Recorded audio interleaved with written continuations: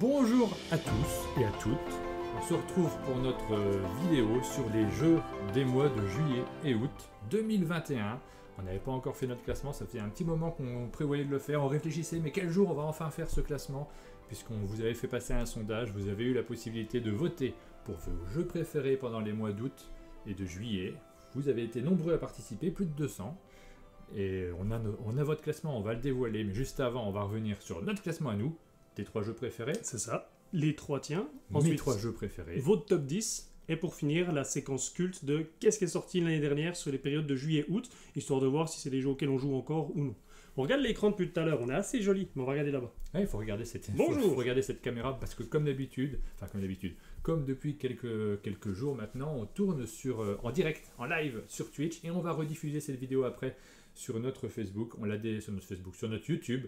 On l'a déjà fait sur notre vidéo sur les Kickstarter. C'était pas du tout au point parce qu'on l'avait fait en soirée, on n'avait pas réfléchi que les lumières étaient très très sombres derrière nous, donc on a mis quelques projecteurs pour que ça soit un petit peu moins sombre. Antares l'a remarqué, il a dit dans le commentaire, on voit les lampes au fond. Oui, et surtout, on était très à la bourre pour lancer l'enregistrement, donc je n'ai pas tout réglé, tout n'est pas absolument parfait. Ça va s'améliorer en cours de vidéo, ça va s'améliorer en cours d'émission, puisque c'est un format qu'on a envie de faire de plus en plus souvent. Hein. On le dit qu'il y a encore 2 minutes, tu es en train de te brosser les dents. Oui, à chaque fois qu'on lance une vidéo sur Twitch, c'est pas du tout au point. Et on a retrouvé tous les jeux, parce que généralement on aime vous montrer quand même les boîtes de jeux qui ont été sélectionnés. Le dernier jeu on l'a retrouvé à 15 secondes près, il était juste là. Alors commençons par notre top 3 personnel.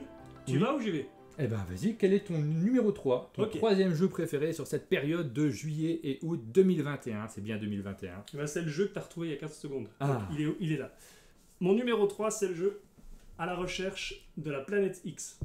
Et donc à la recherche de la planète X, c'est un jeu de déduction dans lequel on va devoir justement trouver cette fameuse planète X. Et comme souvent c'est le cas dans ce genre de jeu, on va chacun avoir une feuille devant nous avec des choses à cocher au fur et à mesure, des déductions à noter par rapport à des indices qu'on va avoir. Et moi ce jeu j'aime bien les jeux de déduction. Et celui-ci propose également une application. Donc chaque joueur va installer sur son téléphone ou sur sa tablette une application. Et donc ça va nous permettre d'avoir des indices. Et donc, au fur et à mesure de la partie, on va devoir essayer de trouver cette fameuse planète X pour marquer des points. Ouais, moi, c'est un jeu que j'aime beaucoup aussi, la recherche de la planète X. Mais j'en reparlerai peut-être un petit peu plus tard dans l'émission. C'est possible. Ouais. On va passer à mon numéro 3. Vas-y. Avant de dévoiler le vôtre. Mon numéro 3, c'est So Clover. Alors, So Clover, c'est un jeu pour lequel vous n'avez pas pu voter. Mais à culpa, on l'a oublié dans la liste. Donc, en fait, il ne sera pas dans votre top 10. On nous l'a fait remarquer, mais un petit peu trop tard, genre 5 jours après le début des votes. De ce fait, on ne l'a pas rajouté parce que ça n'avait plus beaucoup de sens par rapport aux autres jeux. Peut-être qu'il se serait classé premier, on n'en sait rien. On ne saura jamais. On ne saura jamais du coup, ça peut arriver. Hein. Les premières parties, on s'est dit oui, c'est encore un jeu d'association d'idées. Ça change peut-être pas énormément par rapport à d'autres jeux qui existent déjà dans cette catégorie-là et qu'on aime beaucoup. Just One, Codenames. Et puis en fait, ce qu'on s'est rendu compte, c'est qu'on y a beaucoup joué cet été. On l'a ressorti très régulièrement, et encore très régulièrement, et de nouveau, avec beaucoup de plaisir. Et j'y joue également avec mes parents, j'y joue avec ma femme, et c'est toujours des bons moments qui se passent. Au début, j'avais peur de la difficulté, j'avais peur que ce soit très simple, et en fait, on se rend compte que ça dépend des parties. Il y a des parties où on va avoir la chance d'associer des mots assez faciles, donc ce ne sera pas trop difficile, mais c'est souvent le cas dans ce genre de jeu. Et il y a des parties pendant lesquelles il va falloir vraiment se creuser la tête. Et ce qui est vraiment chouette, c'est ce côté 2 parties où au début, on commence à trouver nos mots, et ensuite, on s'amuse à voir les autres, essayer de réfléchir, à trouver les bonnes réponses. Donc oui, ça marche très bien. Et donc ton numéro 2? Mon numéro 2. Suspense, roulement de tambour. J'ai choisi Glory en numéro 2. Et Glory, c'est un jeu auquel on n'a pas beaucoup joué. On a joué à 2 joueurs, ça ne nous a pas du tout convaincus à 2 joueurs. Mais... On a senti que c'était un jeu qui se jouait pas du tout. à 3 ou 4, ouais. Voilà, donc, mais c'est bien que tu le mettes quand même. Mais je le mets quand même parce qu'en fait j'ai très envie d'y rejouer et je pense que, d'après ce que j'ai vu en tout cas sur internet, dans les retours des gens qui y ont joué, il y a souvent un malentendu sur ce jeu. J'ai l'impression que beaucoup estiment qu'il s'agit d'un jeu, d'un gros jeu, peut-être parce qu'il y a Super Meeple dedans, peut-être parce qu'il y a quand même une vraie couche de règles, hein, il faut l'appréhender. Donc, mais en termes de réflexion, c'est pas un gros jeu, c'est surtout un jeu dans lequel les interactions sont importantes entre les joueurs. Où on va faire des petits tournois, donc il va y avoir de l'ambiance sur ces tournois-là. Ça, c'est un jeu dans lequel on peut vraiment avoir une ambiance autour de la table. On a une partie pose d'ouvrier dans laquelle on va préparer son chevalier pour faire un tournoi, et ensuite on a une partie dans laquelle on va faire un tournoi.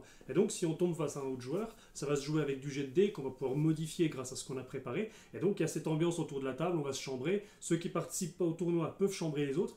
Mais justement, c'est pour ça qu'il faut être 3 ou 4 pour pouvoir se chambrer les uns et les autres. Exactement. Et je suis très pointilleux sur ce jeu. Moi, je n'y jouerais qu'à 4. Ouais. Et en fait, si j'étais vendeur, je ne sais pas si je le conseillerais facilement. Peut-être que Simon va nous dire.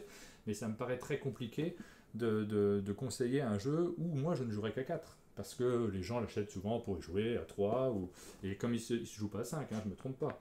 C'est de 1 à 4 joueurs. Moi, je n'y vois pas trop d'intérêt. À 2, je trouve qu'on n'a pas toute la dimension intéressante qu'on peut avoir avec les échanges entre les joueurs. À 3, j'ai peur que dans les tournois, en tout cas dans certains types de tournois, il y ait 2 joueurs qui s'affrontent au début, le troisième il reste très fort, il n'a pas besoin de dépenser toutes ses richesses, et du coup que ce soit un petit peu déséquilibré. À 4, je trouve ça très bien. Donc j'aurais envie d'y jouer à 4, mais j'imagine que c'est peut-être plus difficile à conseiller, parce que beaucoup de monde, quand ils achètent un jeu, n'ont pas 5000 jeux à leur maison, donc forcément ils ont envie d'avoir des jeux qui peuvent sortir facilement. C'est mon numéro 2. Ok, alors mon numéro 2, on va pas s'attarder trop longtemps dessus puisqu'on en a déjà parlé, c'est Soclover. J'ai gardé un petit peu de ce que j'avais à dire sur mon numéro 1. Je laisse le suspense, personne ne se doute de ce dont il s'agit. Remets Soclover, attention. Ça marche. Voilà, tu peux enlever Soclover, j'ai fini. Donc je vous le conseille de nouveau, c'est très très bien. Mon numéro 1, non seulement c'est mon numéro 1 donc pour ce juillet-août, et c'est peut-être également mon numéro 1, ou en tout cas il est très bien classé dans mes jeux de l'année pour l'instant, c'est Carte Aventura. Donc là pour l'instant je vous montre la boîte de Lhasa, parce que c'est surtout cette boîte avec laquelle j'ai joué.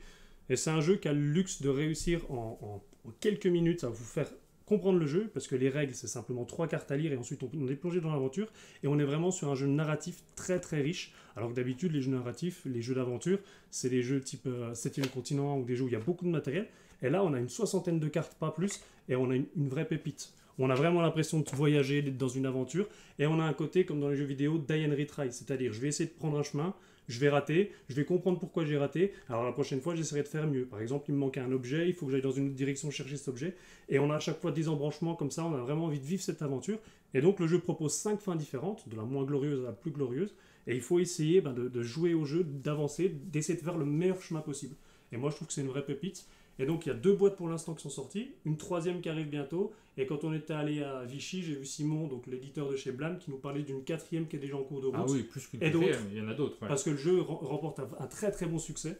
Donc moi c'est mon numéro 1, et je vous le conseille vraiment si vous aimez un peu les jeux narratifs. Il est très très simple mais très prenant. Donc moi j'aime beaucoup aussi Carte Aventura, j'y ai pas énormément joué pour l'instant. On y a joué au moment où on faisait la vidéo sur ce jeu, j'ai trouvé ça très très bien. J'y ai pas joué depuis, donc c'est pour ça que je l'ai pas mis dans mon classement actuellement. Mais en fait je pense que c'est un très sérieux candidat pour l'As d'Or. Donc nous dans notre classement on met en avant notre plaisir de jeu, donc si j'ai pas joué beaucoup je vais pas le mettre en avant forcément. Mais je pense quand même qu'au niveau d'As d'Or il pourrait être bien classé parmi d'autres jeux dont on parle beaucoup actuellement. Et je crois qu'il a fait un très gros démarrage en implantation. Ouais. Très très très bon démarrage. Alors, mon top 1, il est juste derrière toi, c'est À la recherche de la planète X. En termes d'innovation ludique, je ne sais pas si c'est un jeu tu vois, je ne sais pas s'il peut concourir pour l'As d'Or, parce que très souvent, on va mettre en avant ou la tendance du moment, ou alors le côté innovant du jeu. Je n'en sais rien, mais moi j'ai énormément de plaisir à y jouer. J'ai eu énormément de plaisir non seulement à y jouer, mais à le faire découvrir régulièrement aux gens qui venaient au chalet. On l'a sorti, puis ressorti encore, plein de fois de suite. Et c'est un jeu que j'adore à titre personnel. Il utilise une application, mais qui permet justement de varier ce que l'on trouve habituellement dans les jeux de déduction, des casse-têtes, des tableaux à double entrée qu'il faut gérer avec un manuel. Là, tout est invisible. On ne voit pas les choses. De ce fait, je trouve que c'est très agréable à jouer, qu'il y a une dimension supplémentaire, une immersion supplémentaire sans couper les joueurs les uns des autres, comme peuvent le faire parfois certaines applications. Je ne ressens pas ça dans ce jeu-là, je ressens uniquement beaucoup de plaisir de jeu. Non, parce que tu dois quand même partager certaines informations que tu vas avoir, donc on a quand même cette communication entre les joueurs, on a quand même cette petite cette touche de je dois noter sur ma feuille ce que j'entends, donc certains joueurs y arrivent très bien, certains joueurs comme moi au bout de 10 secondes abandonnent parce qu'ils se retrouvent plus sur leur feuille et ils improvisent, mais on retrouve ces classiques-là, et avec l'application qui rapporte vraiment quelque chose en plus. Eh bien, nous allons passer maintenant au top 10. Au top 10. À votre top 10, votre top 10, voté, donc c'est évidemment le plus important, bien entendu. Et je te propose de commencer par le numéro 10. Ça, c'est malin. Dernier jeu de la séquence. Le 10e, c'est Glory. Glory, c'est un jeu qui est publié par Super Meeple, que j'ai classé moi dans mon top. Toi, tu ne l'as pas mis. Mais on n'y a pas joué tant que ça, et surtout, on n'a pas beaucoup joué à deux. Donc, il faudrait qu'on y rejoue à l'occasion. Avec plaisir, moi j'aimerais vraiment bien. Peut-être le week-end prochain, on aura En fait, je l'occasion pense de que je jouer. suis vraiment dans le même cas que toi, c'est-à-dire que j'ai vraiment aimé, j'ai envie d'y rejouer, mais du coup, il y avait la question Oui. de est-ce que je dois le mettre dans mon top. En réalité, sur juillet et août, j'ai 3 jeux vraiment pour lesquels j'ai hésité, mais vu que j'ai pas eu assez de recul, j'ai préféré ne pas les mettre. C'est Star Clicker également et Hot and Cold. Oui. Hot and Cold, pareil, je vais Oui, l'amener très au bien. club pour y jouer. C'est des jeux que j'ai beaucoup aimés, mais j'ai pas assez de recul, donc j'ai envie d'y rejouer encore un petit peu avant de me dire s'il rentrait dans mon top. Et moi j'apporte une petite précision aussi, systématiquement on s'en est rendu compte quand on fait des classements de ce type-là, il y a une prime aux jeux qu'on a présentés sur la chaîne, parce que vous les connaissez un petit peu mieux, et vous votez davantage pour eux. Glory, on ne l'avait pas encore présenté sur la chaîne au moment où on a fait le sondage, ni Hot and Cold, ni le troisième Star Clicker, on les a présentés après, on a dû les présenter en septembre, donc forcément ils ont leur classement, il correspond aussi à la notoriété des jeux en question. On enchaîne avec notre numéro 9. Cardzul, qui arrive 9ème. Alors, c'est pas un jeu à classement Cardzul, c'est aussi un jeu qui à mon avis, aura une belle vie en boutique, dans la mesure où il rentre dans une case qui est intéressante, je pense, pour les boutiques. Quand tu t'assois derrière, on te voit beaucoup moins bien parce que tu es flou. D'accord. Donc, je te le précise quand même. Tu peux t'asseoir derrière si tu aimes être flou, ça ne me pose pas de problème, mais pour montrer les jeux, il faut que tu te rapproches un peu. Je sais pas. Et donc Cardzul, c'est un petit jeu dans lequel on va faire un puzzle, mais avec des cartes comme son nom l'indique, mais ça va au-delà du simple jeu de puzzle. Ouais. C'est aussi et surtout un jeu dans lequel il y a des petites... alors il y a une boîte, je crois, où on peut s'affronter. Il y a des petites astuces ludiques. Il y a une boîte où on s'affronte à faire son puzzle le plus vite possible. Il y a des jeux d'énigmes. Alors moi, c'est ce que je trouve vraiment fascinant et je me dis comment ils ont réussi à créer ça. C'est un jeu dans lequel on va créer un premier puzzle et ensuite on va avoir des petites missions qui vont nous dire il faut essayer de cacher tel élément doit être visible et donc il va falloir bouger un petit peu les pièces du puzzle, les manipuler. Donc c'est pas un puzzle unique comme c'est le cas avec les puzzles classiques. Là on a vraiment le côté des cartes qu'on va pouvoir incliner et du coup ça fait vraiment un jeu dans le jeu. Moi je suis fasciné par la mécanique du jeu. Voilà, donc ça c'est un jeu quand je dis que c'est pas un jeu à classement, c'est que très souvent les gens qui participent au classement sont des gens qui apprécient plutôt les gros jeux. Donc forcément, il y a une prime aux gros jeux, alors que celui-ci c'est un jeu tout public, c'est même un jeu pour des gens qui n'ont peut-être pas l'habitude de jouer également, ça s'adresse à tout le monde. Et de ce fait, je ne sais pas s'il part avec les mêmes chances d'arriver tout en haut d'un classement, il arrive en tout cas 9ème de votre classement pour cette période. Numéro 8. On passe au 8ème. Last Message. Ah, t'as oublié de me le dire celui-là, du coup je l'ai pas pris. Ah, bon. Last Message. Je ne l'ai pas envoyé. Non. Très bien. Donc Last Message, c'est un jeu qui est sorti chez Yellow, dans lequel deux joueurs vont... Enfin, deux joueurs... Hein. Il y a un tueur qui va... Voilà, c'est un jeu asymétrique avec 3 personnes. Il y a des détectives d'un côté, il y a une victime de l'autre et également un tueur. Et donc on va avoir un petit peu comme dans un Où est Charlie, un plateau avec plein de personnages. Et donc, le jeu très rigolo, c'est que la victime va devoir faire deviner au détective quel est le personnage à trouver sur la carte en dessinant des choses dans 9 cases, dans un tableau avec 9 cases. Et ensuite, le tueur, première manche, va pouvoir effacer un certain nombre de cases pour justement brouiller les pistes. Et c'est au détective d'essayer de trouver. Et donc, s'ils n'arrivent pas à trouver, on refait la même chose, on dessine, on écrit à nouveau, sauf que cette fois-ci, le tueur effacera de moins en moins de cases possible. Et donc, on a une mécanique plutôt très maligne. Et moi je suis surpris de son positionnement, je pensais qu'il serait beaucoup plus haut, parce que là aussi c'est un jeu très original, où il se passe beaucoup de choses autour de la table. Nous on ne l'a pas encore présenté en vidéo sur notre chaîne, on a déjà réalisé la vidéo il y a un moment, mais Yellow n'était pas très pressé au départ qu'on diffuse cette vidéo, enfin je pense qu'ils étaient pressés, mais le message que j'ai eu c'est celui-ci, vous pouvez le diffuser quand vous voulez, il sort maintenant mais c'est pas grave, parce qu'ils nous envoient les jeux au moment de la sortie, ils les ont pas forcément beaucoup en avance. Donc on ne s'est pas dépêché sur cet été, j'aurais dû avec le recul, et en fait très rapidement derrière on nous a envoyé un petit message, c'était le même cas pour Narak, il est épuisé, donc c'est plus la peine de sortir la vidéo, attendez novembre pour la sortir plus tôt, ce qu'on a respecté bien entendu, et de ce fait la vidéo arrivera assez tardivement sur la chaîne par rapport en tout cas au moment où on l'a tournée. Et il est vraiment original, si vous n'y avez pas joué, faites au moins une partie de Last Message, parce que moi ça m'a bien plu comme jeu. Encore un jeu de club pour moi, un jeu auquel j'ai pas beaucoup joué au chalet. J'ai envie de le faire découvrir. En fait, moi, c'est ce type de jeu que j'ai envie de jouer avec plein de personnes différentes pour voir vraiment les réactions qu'il y aura autour de la table. Et là, pour le coup, j'ai hâte aussi. Je vais me faire une petite liste où il faudra que je vois le replay de la vidéo pour me noter les jeux que je dois amener au club. On passe au numéro 7. On va passer au numéro 7. Et le numéro 7, tadam, c'est Belgian Beer Race. Alors, Belgian Beer Race, on vous l'a présenté. L'éditeur...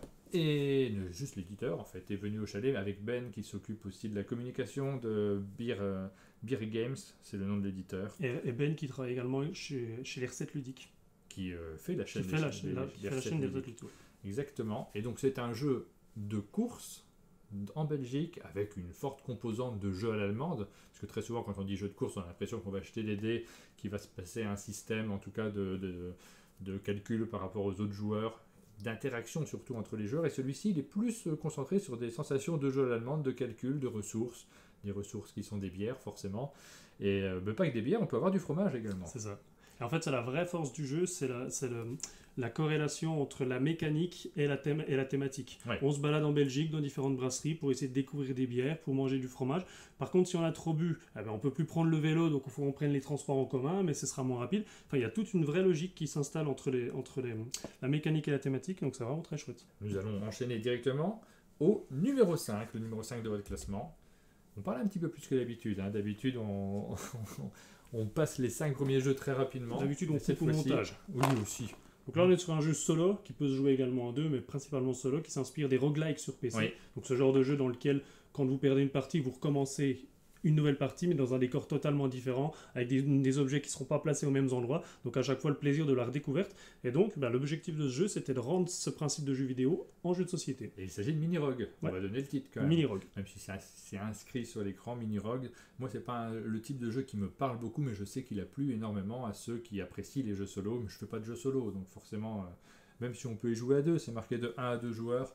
Mais malgré tout, je préfère avoir des interactions qui sont d'un autre type que celle-ci. Parce que là, à 2 joueurs, c'est des discussions qu'il y a entre les joueurs, il ne se passe pas forcément grand-chose de plus du fait d'être 2. Est-ce qu'on passerait pas au numéro 4 ? Eh bien, passons au numéro 4, Sylvain, puisque tu me le proposes si élégamment. Le numéro 4, c'est Les Pionniers, un jeu qui est publié par Silex à l'origine. Alors, je ne sais pas si c'est toujours Silex ou pas, puisque Silex n'est plus distribué par Atalia, et de ce fait, ils se sont répartis les jeux différemment. Et je n'ai pas retenu lesquels sont par Atalia maintenant et lesquels sont restés chez Silex. Je crois que Mystic Vale passe chez Atalia, de mémoire, et donc Les Pionniers, peut-être, ça reste chez Silex. Et j'ai marqué Silex avec un I, évidemment, Silex, c'est avec un Y. Tu feras ça au montage, un calque par-dessus. Je suis pas sûr. Sur le Y. On verra bien comment je corrige cette erreur. Et donc, 4e ce jeu ? Il arrive 4e, il vous a bien plu, oui. Et très bien. Et tu vois, d'habitude, on parle des jeux qui peuvent être mis en avant. Il arrive 5e, pardon, parce qu'on était au 5e. Ah, 5e, oui. Puisqu'on fait des vidéos parfois. Pour le coup, là, on l'avait juste présenté dans une vidéo news, ce jeu. Oui. Mais malgré tout, il remporte quand même vos suffrages, puisqu'il est 5e. Donc, très bien. On passe au 4e, justement. Le 4e, avant d'attaquer le podium, c'est Paper Dungeon, un jeu qui est publié également par Super Meeple, qui place 2 jeux dans le classement de cette période-ci. Super Meeple, c'est eux qui ont fait Glory. C'est eux donc qui font Paper Dungeon. C'est un roll and write un peu expert, on va dire quand même, parce que c'est pas le petit roll and write très simple dans lequel il y a 3 règles à retenir. Il y en a un petit peu plus. Dans celui-ci, il va falloir attaquer un donjon. Attaquer un donjon ? Tu vois le donjon, puis tu lui donnes des coups d'épée ? Attaquer les monstres du donjon, mais tout le monde avait compris, enfin, voyons, t'avais pas compris. Attaquer les monstres qui sont présents dans un donjon. Évidemment, en faisant un parcours à l'intérieur, donc il y a un petit côté amusant dans la mesure où on ne va pas les faire dans le même ordre, et il va falloir essayer de les faire dans l'ordre, puisque le scoring évolue au fur et à mesure de la partie. Au début de la partie, on n'a pas les mêmes objectifs qu'à la fin, et ça amène des petites réflexions qui sont très agréables. Et puis évidemment, il y a beaucoup d'opportunisme à avoir dans ce type de jeu, puisque les lancers de dés, vous n'allez pas les maîtriser quoi qu'il arrive. Et voilà, ça reste du 30 minutes. Donc c'est vrai qu'on est sur une thématique peut-être un peu plus experte, mais on reste quand même sur un jeu relativement léger en termes de temps de partie. Le 3e jeu de votre classement, À la recherche de la planète X, très bon choix, puisque c'est un jeu que j'aime beaucoup. Je vous l'ai peut-être déjà dit un peu plus tôt dans la vidéo. Il est peut-être dans notre classement à nous deux aussi. Numéro 3, comme moi d'ailleurs. Ouais. Bravo. On a réalisé une vidéo dessus, donc vous pouvez le retrouver si jamais vous ne vous souvenez plus de ce jeu. C'est une des premières vidéos que je faisais entièrement avec Aline, parce que tu n'étais pas disponible à cette période-là, si je me souviens bien. C'est juin, c'est quand tu es parti en vacances. Je pense que j'étais en vacances. Ouais, on l'a tourné à ce moment-là, le jeu est sorti un petit peu plus tard.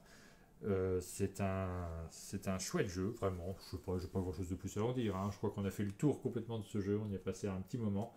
On va passer directement au numéro 2. À leur numéro 2, à votre numéro 2. Votre numéro 2. Et votre numéro 2, c'est Carte Aventura. Non, je suis déçu. Je suis déçu. Bah, t'as vu, notre numéro 1 sont bien classés à tous les deux. C'est vrai. Ça va, tout se passe bien. On est cohérent. Donc voilà, Carte Aventura, pareil, on en a pas mal parlé. On va pas en reparler plus. Si ce n'est que, intéressez-vous, on a fait une vidéo dessus, voir si ça peut vous plaire. Mais c'est vraiment un très très chouette jeu. J'ai envie d'y jouer là. Tu vois, je vois la boîte, j'ai envie d'y jouer. Allez, c'est parti. Le numéro 1, vous l'avez deviné, c'est effectivement Oh My Brain, le jeu de Théo Rivière et Bruno Catala. Chez Lumberjacks.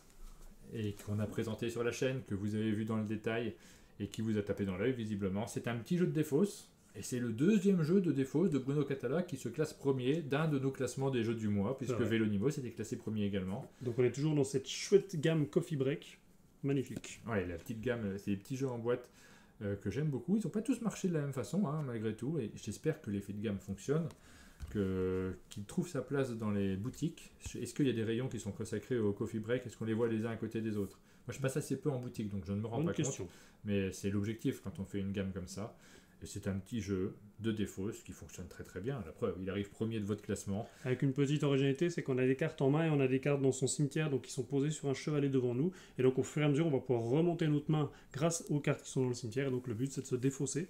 Pendant une période, on avait l'impression que les jeux de défausse étaient plus tellement à la mode, que ça faisait partie des jeux classiques. Et on est dans une période où ce type de jeux reviennent. Il y a plein de genres de jeux un peu classiques qui reviennent chez les éditeurs. On a eu chez Tiki Edition. Chez Tiki Edition, ouais. Lucky Numbers, qui est une sorte de jeu de bingo. On a eu plusieurs des jeux de ce type-là. Et il y en a d'autres qui vont arriver. Ouais. Des jeux de bingo, on en a vu quelques-uns qui vont arriver bientôt. Donc des mécaniques très simples, qui ne sont pas des mécaniques modernes à la base, mais qui sont réinventées par les auteurs pour créer un jeu moderne, facile d'accès, accessible à tous, et qui plaise. Donc pendant une période, on les voyait peut-être moins, en tout cas dans la production française, et aujourd'hui, ils arrivent davantage. Tu vois, on parlait de Last Message tout à l'heure, Crime City, Micro Macro Crime City, c'est tous des jeux qui s'inspirent un peu de Way Charlie avec le côté plein de personnages. Donc encore une fois, c'est du classique qui est remis au goût du jour. C'est chouette. Donc bravo aux auteurs, et ces jeux-là qui arrivent premiers. Donc les deux de notre classement, plus celui-ci, on les mettra dans le classement de fin d'année. On a dit qu'on faisait ça cette année, et vous aurez l'occasion de voter pour votre jeu préféré. Et pour choisir le jeu de l'année 2021, d'après nos avis, mais d'après vos avis également, je pense que ça sera rigolo. C'est évidemment un classement qui ne se veut absolument pas prétentieux, on est là pour échanger nos goûts, nos impressions, et vous le voyez puisqu'on a le temps de discuter autour de ces jeux.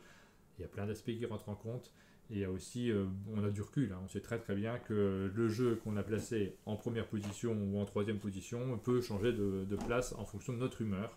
Ah, c'est le cas de Glory. Moi, j'ai enlevé Carte Aventura. Peut-être que je savais que tu avais mis Carte Aventura en tête. Et je me suis dit, bon, ça sert à rien que je le mette en troisième. Je pense que je t'en parle depuis très longtemps. Parce que j'hésite entre les deux. Donc, allez hop, je vais laisser sa chance à Glory aussi. Passons maintenant aux jeux qui sont sortis il y a un an, en 2020. Donc là, le logo 2021 n'est plus adapté, mais j'en ai pas préparé d'autres. Donc, ça restera celui-ci. Tu feras un calque. Non. Oh non, on avait dit qu'on gagnait du temps sur le montage. T'as oublié ce point de règle? Là, du coup, ça fait beaucoup de...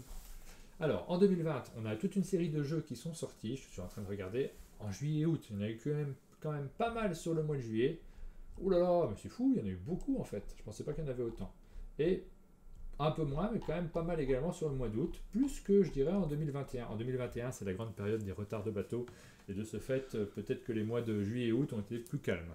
Et là, ça va être sur octobre, ça va être très compliqué. Il y a un bateau qui est en train d'arriver avec beaucoup de jeux, de beaucoup d'éditeurs différents. On est débordés, nous. Ça va être chargé. On ne sait plus comment trouver du temps pour réaliser les vidéos parce que forcément, les jeux, on les reçoit à la dernière minute et ils vont tous sortir en même temps. Alors, était sorti en 2020, je regarde, je ne cite pas tous les jeux à chaque fois. Les îles dans le brouillard, on n'y a jamais joué à celui-là. Jamais. Finalement. C'est un jeu chez Schmitt, c'est ça? C'est chez Schmitt, oui, effectivement. On avait bien envie à la description, on l'avait découvert, je pense que c'était à Cannes ou à Essen. À Essen. À Essen, ouais. Et on avait bien envie d'y jouer, et on n'y a jamais joué, on ne l'a pas vu passer finalement. Donc on est complètement... Le fait de revenir sur les jeux de l'année dernière nous permet aussi de se rappeler que, ah mince, tiens, on ne l'a pas vu celui-là. C'était Cupcake Academy, qui était sorti également. Nous, on venait de reprendre les vidéos ensemble à ce moment-là, après un événement qui nous avait éloignés pendant quelques mois. C'était quoi? Le Covid-19. Ah oui, tu te souviens. C'était pas très sympathique. Cupcake Academy, je crois qu'on l'avait joué sans toi. Si je Alors non, on l'avait fait dans une vidéo news. C'est le jeu avec les différentes coupes, les cupcakes justement, et qu'il faut mettre dans le bon sens en coopératif pour répondre à une carte. Si, on avait bien aimé ça. Ça marchait très bien. Pas eu l'occasion de le ressortir, mais par contre, on avait passé un bon moment. On n'a pas pensé à le ressortir, surtout parce que des occasions, on en a eu en vrai. C'est simplement, on ne pense plus à tout systématiquement. Mais le petit jeu frénétique, très rigolo. Ensuite, Magic Rabbit est sorti justement en Donc, juillet de l'année On dernière. en parlait dans la gamme des Coffee Break, un très très bon jeu à communication limitée. Celui-là, j'ai beaucoup aimé. Et il y a aussi des petites enveloppes à l'intérieur Ouais. qu'on ouvre au fur et à mesure qui vont rajouter un peu du contenu. On n'a pas ouvert toutes les enveloppes, je pense. Ouais, non. Mais on ressort assez régulièrement et on refait assez régulièrement les premières missions. Parce C'est- qu'on l'a ressorti en vidéo, oui, c'est ce que On tu l'a vas dire. sorti pour un versus contre justement Lumberjack. C'est Ouais. possible que vous voyez ce jeu bientôt. Super vidéo, on a hâte de la diffuser. Nous avions eu alors The Magnificent qui était sorti chez Matago, mais c'est un jeu que nous on connaissait depuis assez longtemps. On l'avait Un découvert an à et Essen. demi, Ouais. au moins. un En an et demi. anglais.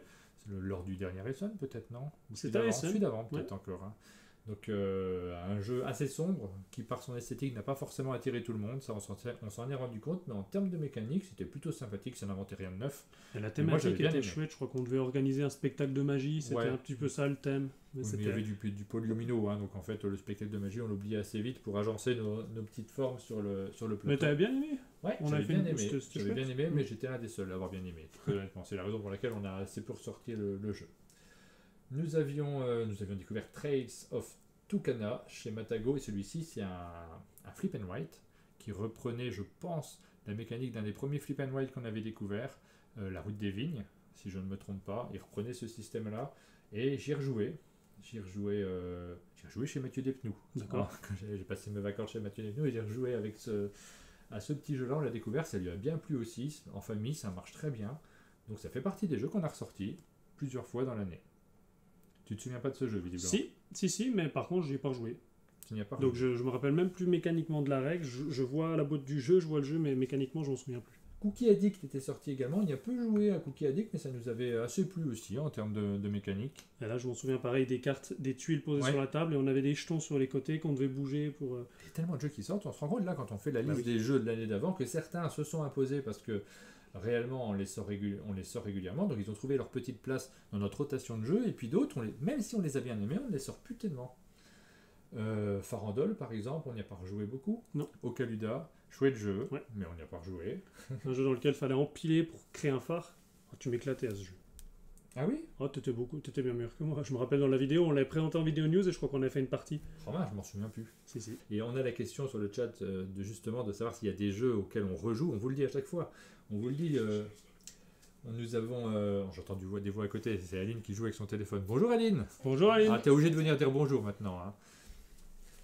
Donc Trails of Tucana, on y a rejoué. Magic Rabbit, on y a rejoué. Au revoir, Et Aline. on y rejoue encore. Et c'est le cas également de Ricochet, qui est sorti l'année dernière durant cette période-là. Et c'est un gros succès de boutique. Et c'est un jeu qui a encore une belle actualité aujourd'hui Ouais. parce qu'il y a quelques semaines en arrière, il a gagné encore deux prix, donc ça Il marche y a très bien. plusieurs boîtes qui sortent. Il y a le Ricochet adulte qui va sortir, mais qui n'est pas vulgaire. Donc il va utiliser des termes qui sont un peu plus adultes, mais pas très vulgaires quand même.